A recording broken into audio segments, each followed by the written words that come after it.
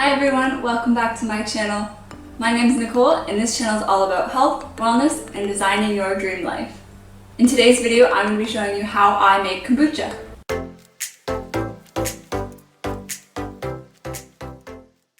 So making kombucha at home is actually super simple.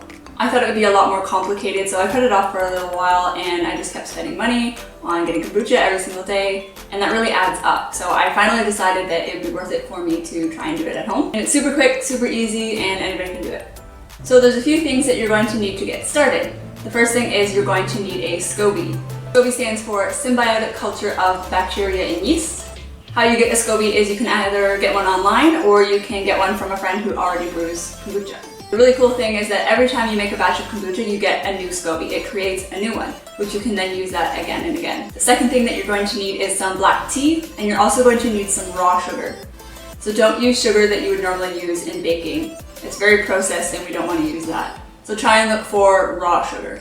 You'll also need some bottles to brew your kombucha in. I like using these swing top bottles, and make sure they have a really good seal so that you can get some carbonation. You'll need a jar to brew your kombucha in, and then something to cover it like a cheesecloth. What you can actually do, and what I did, was go on Amazon and I found a kit that had everything that I needed. One thing that I do want to mention is that if you get a SCOBY online, make sure it's a good one. So you want to make sure that it's not dehydrated, so it needs to be coming with the liquid. It needs to have starter tea in order to actually brew your kombucha. Just check out the reviews and make sure that there's some good reviews on it. Or if you want to play it safe, get a good kit. Now I've seen some videos online where people are using vinegar as their starter tea. I would not recommend this. It's really not the same thing, so make sure you try and get your hands on some starter tea. And basically that's just some kombucha that's already been brewed, so you add that to your mixture to brew a new batch. Alright, let's get started.